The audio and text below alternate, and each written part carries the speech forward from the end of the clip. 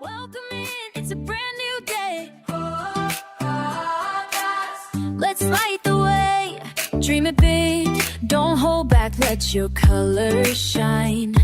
Every step you take, you're rewriting your own line. Turn the page, make a change, let your heart believe.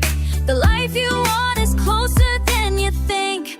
Just breathe on the bright path.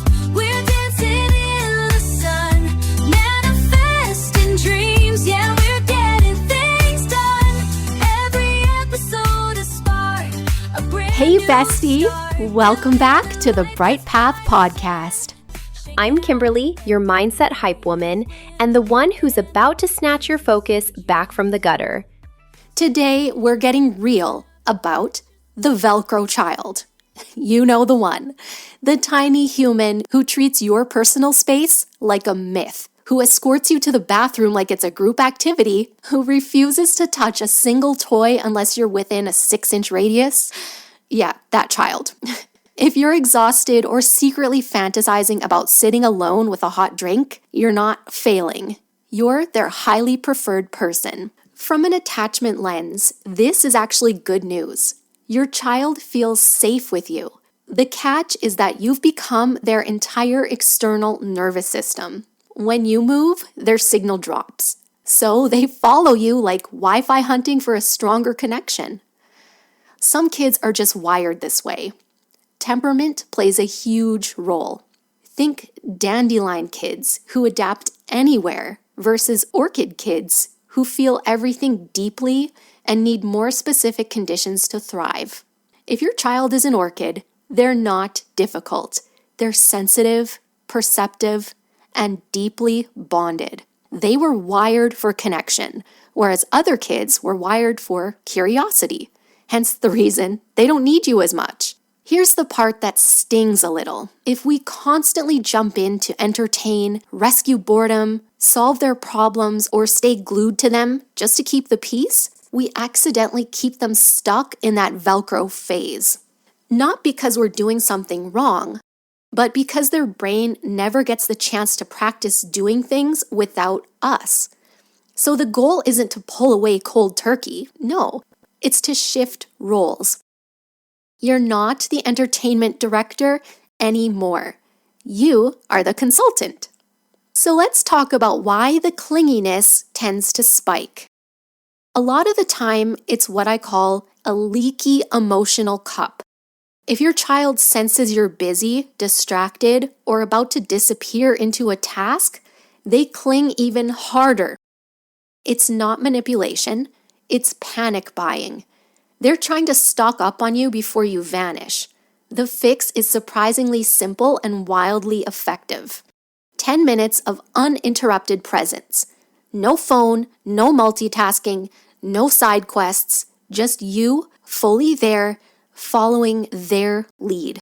This kind of focused attention fills their cup way faster than hours of half-present energy. For me personally, because my daughter loves to hang out with her awesome mama so much, and she just can never seem to get enough of me, I need to set a timer. So I will tell her we get 10 minutes of mommy-daughter time and then I need to get to work. And if I can finish all the chores on my list, then we can have another 10 minutes of mommy-daughter special time.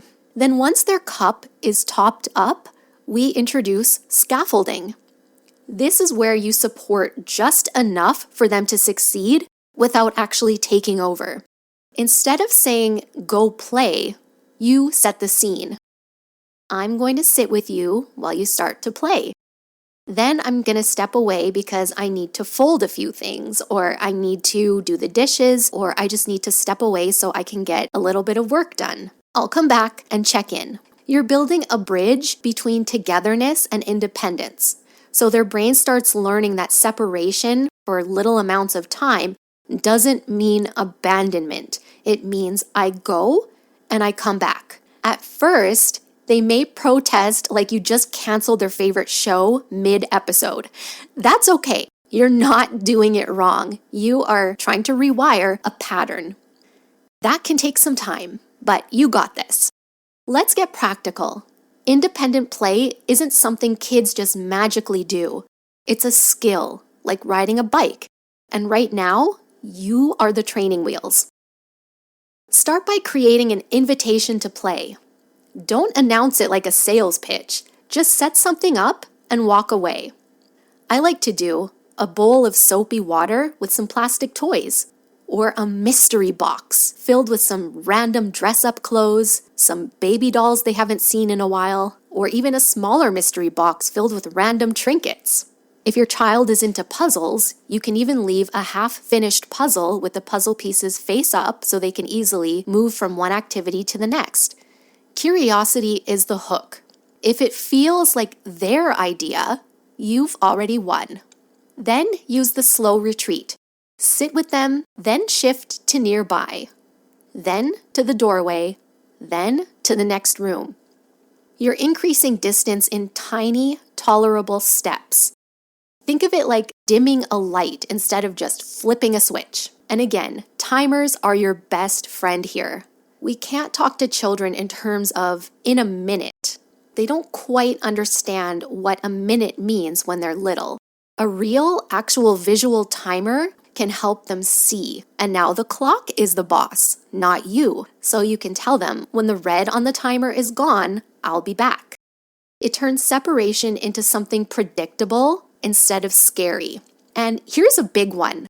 Let boredom happen. Boredom is not a problem. It's the ignition switch for creativity. When we jump in the second they say, I'm bored, we train them to outsource their imagination. When we hold that boundary, their brain starts searching, experimenting, inventing, and that's where independence is born. This ties into something powerful happening behind the scenes. It's called executive function. Think of it as the brain's CEO. It handles focus, impulse control, problem solving, emotional regulation. And here's the kicker. Self-directed play is where the CEO gets trained. Not when we're directing their every move, but when they're figuring things out on their own. There are 3 big pieces here. The first is working memory, which helps them hold a plan in their mind. The second is inhibitory control, which is the pause button when they want to quit or melt down. And the third, cognitive flexibility, which is the ability to pivot when something doesn't work. Every time your child builds something, knocks it over, and tries again without you stepping in, their CEO is getting stronger. So how do we support that without chaos? You stay nearby for safety, but you don't referee every single tiny conflict or solve every problem. You let them negotiate, experiment, even get a little frustrated. That's not neglect. That's growth. If your child struggles socially or clings when you're in group settings, you can still support independence without forcing interaction. Become their anchor instead of their shadow. Pick a spot and stay there. Let them venture out and come back to you for a recharge. I like to tell my daughter, okay, feel free to play. I'm going to sit right here. So if you need a mommy recharge, you can come to me and get a recharge anytime you need one. That steady presence of you being there gives them a little boost of confidence to go explore. In social settings, you can also use a social prop. Give them something that naturally draws other kids in. A bubble wand, a cool toy, or something really interesting. Now they don't have to ask to be included. They don't have to perform socially. The interaction happens around the object. And if they're not quite ready to jump in, parallel play counts. Playing near others without directly engaging is still progress. Their brain is acclimating, taking it all in, and lowering the threat level.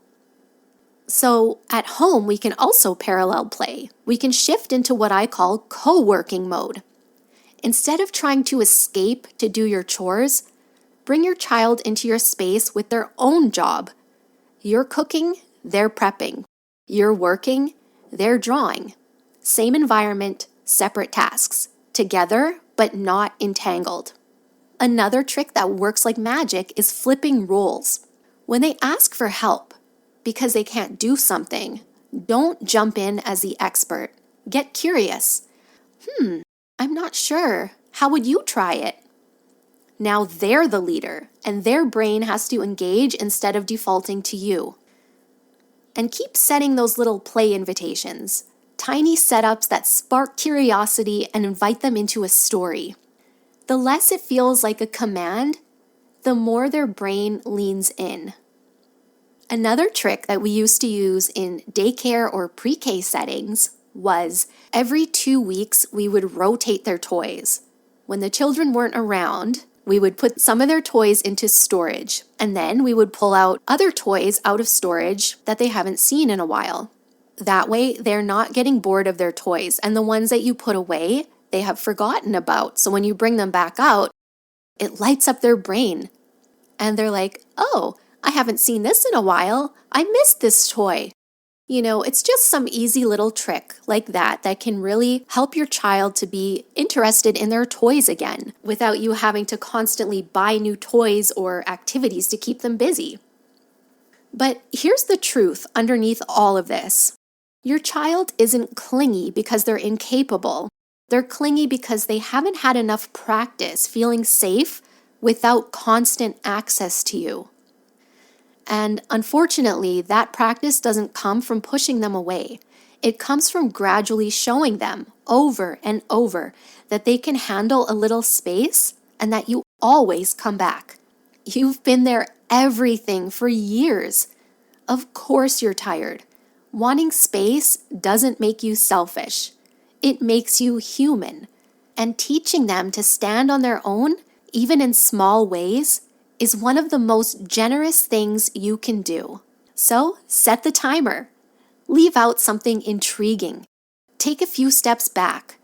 Let the silence stretch just a little. Their brain will meet you there. And maybe, just maybe, you'll drink that coffee while it's still hot. Thank you so much for listening, and we'll talk to you in the next episode.